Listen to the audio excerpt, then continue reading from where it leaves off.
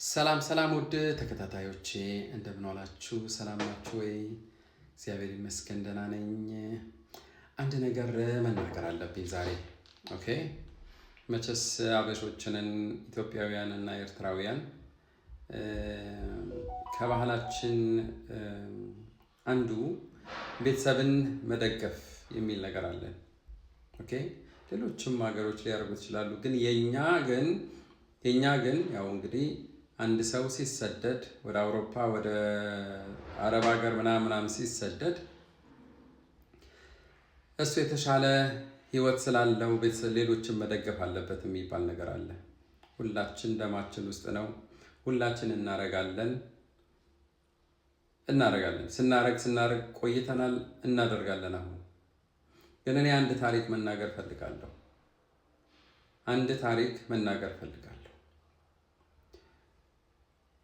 አንድ እህታችን ናት። ኦኬ ምንድን ነው የተፈጠረው? ጀርመን ውስጥ ከ20 ዓመት በላይ ቆይታለች። ከ20 ዓመት በላይ ስትቆይ ራሴን አበረታለሁ ብላ እንደመጣች ቋንቋ ተምራ አውስቢልዱንግ 3 ዓመት አድርጋ ስትሰራ ቆይታለች። ፍሌገሃይም በጣም ቀላል ስራ አይደለም፣ ግን ስትሰራ ቆይታለች። 20 ዓመት በላይ ማለት ብዙ ነው። አንድ መስሪያ ቤት ውስጥ በጣም በደንብ ሊከፈላት ይችላል። በቃ በየአመቱ እርከኖች ያድጋሉ እና እንዲሁም ተጨማሪ በየወሩ በየአመቱ ደግሞ ተጨማሪ አለ። እንደዚህ አይነት ነገሮች ብዙ ገንዘብ ማግኘት ይቻላል። እቺ እህት ኢማጅን ወንድሞቿ ኢትዮጵያ ውስጥ አሉ፣ እህቶቿ አሉ፣ እናቷ አለች፣ አባትየው አለ። አሁን ከዛው ስራ ከጀመረችበት ጊዜ ጀምሮ ገንዘብ ለቤተሰብ መላክ መቼም የማያልቅ መላክ። ተነስታ እናትየው እንዴ አንቺ ለታናሹ እኮ በቃ ትምህርት እምቢ ብሎታል፣ አንድ ሚኒባስ ይገዛ እንጂ ምንድን ነው? በቃ ዝም ብሎ ከንቱ ሊሆንብኝ ነው። እንደምንም ብላ ተጣጥራ አንድ ሚኒባስ። ሁለተኛው ደግሞ ኮንዶሚኒየም ጀምሮ ነበረ። ኮንዶሚኒየም አልደረሰውም። ዝም ብሎ ቢገዛለት አይሻልም ወይ? ሚስቱም አትሰራም እንደሆነ። ስለዚህ ለሱም ኮንዶሚኒየም የተሻለ ኮንዶሚኒየምም አይደለም አፓርታማ እንዲገዛ ተደረገ። በ20 ዓመት ውስጥ እች ልጅ ስትመጣ 18 ዓመት ሆኗት ነው የመጣችው እና ቀጠለ። ለሌላ ቤተሰብ ደግሞ የሆነ ትንሽዬ ፋብሪካ ነገር እንዲህ ማድረግ አለበት፣ ትናንሽ ነገሮች መስሪያ ተብሎ ከዱባይ መምጣት አለበት ያ ነገር ተብሎ ትንሽ ይጎለኛል ተብሎ ለሱም ማሟያ ተብሎ ከፈለች። በሂደት የምታጠራቅመውን እንደዛ እያደረገች ነው የምትከፍለው።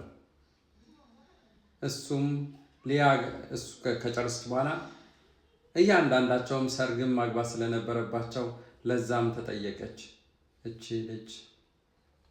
አሁንም ሰርጉ ደግሞ እጅግ በጣም የሚገርም ሰርግ ነው የሚሰረገው።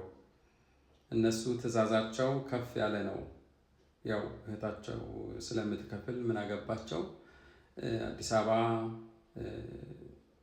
ትላልቅ ሬስቶራንቶች ተከራይተው ብዙ ነገሮች ባንድ ራሱ እስከ ማለት ድረስ ልጅቷ ወገቧ እስኪደቅ ድረስ የምትከፍለው ነገር ሁሉ የምትቀበለው ደሞዟ በአብዛኛው ወደዛ ነው የሚሄደው።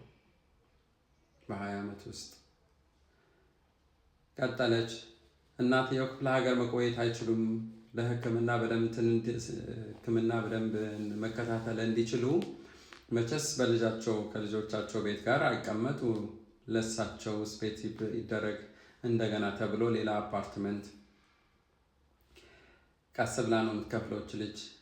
ለእሷ ኪራይ መክፈያና የምግብ የምትበላበት ብቻ ገንዘብ እያስቀመጠች እሱም ብቻ ለመኖር ኤግዚስት እንድታረግ ብቻ ተደርጎ ማለት ነው። እያለ ይቀጥላል። እያለ ይቀጥላል። መኪና ያላቸው ሰዎች አደጋ ሲደርስባቸው ማሰሪያ እሷ ነው የሚከፍለው እንዴ። በመጨረሻ ምንድነው ያጣላቸው? የሚቀመጥ የመኪና መቀመጫው አንዱ ወንበር ስለተንቀሳቀሰ ለሱ ማሰሪያ ተብሎ ተጠየቀ እና በቃ ውስጧ ተጎዳ። ማውራት አልቻለችም። ከዛ እኔ ከዚህ በኋላ አልችልም ብላ መለሰችለት። እናትየው ደወለች። አንቺ ምንድን ያልሽው ብላ ረገመቻት። እርግማን ነው። እናትየው ረገመቻት።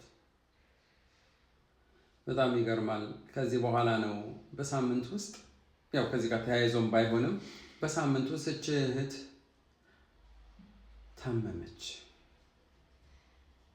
ታመመች። በጣም በሚገርም ሁኔታ የኩላሊት መታመም ነበረ። የግድ ኦፒ ማድረግ አለብሽ ተባለች እና ስትደረግ ደግሞ ዶክተሮቹ በስህተት ያልሆነ ነገር ነው ያደረጉት።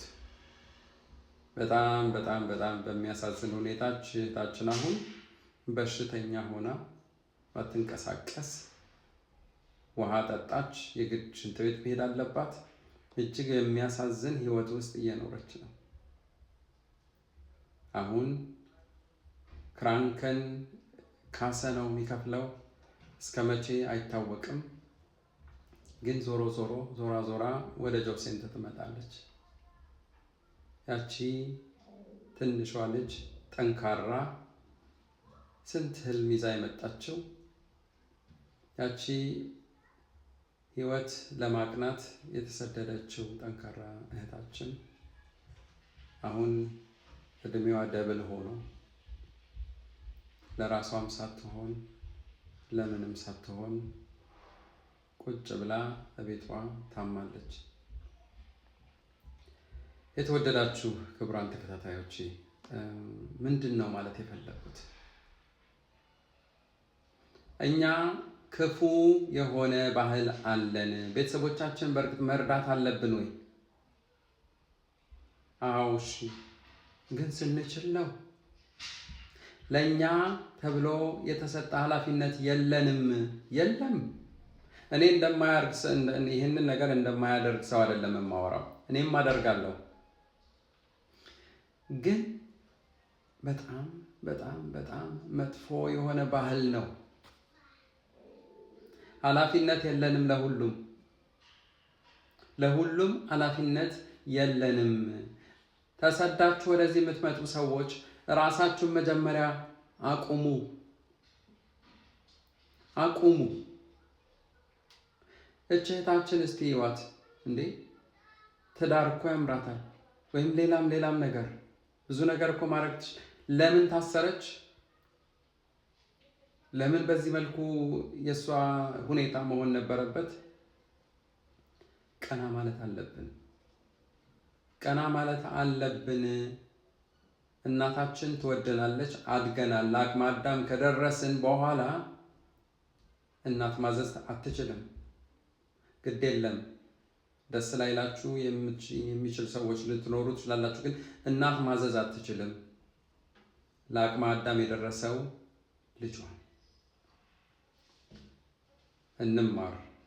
መጥፎ ባህል ነው፣ አናግዝ አላልኩም፣ ግን ለራሳችን ተሰደን ራሳችንን እናቁም፣ ራሳችንን እንርዳ፣ ራሳችን ጥሩ የሆነ ፊውቸር አለን፣ እንገንባ፣ እንማር፣ እናግባ፣ እንደሰት። ይሄ ነው የምላችሁ ወገኖች። አይ ሆፕ ተረድታችሁኛል ብዬ አስባለሁ። መልካም ጊዜ። ቻው።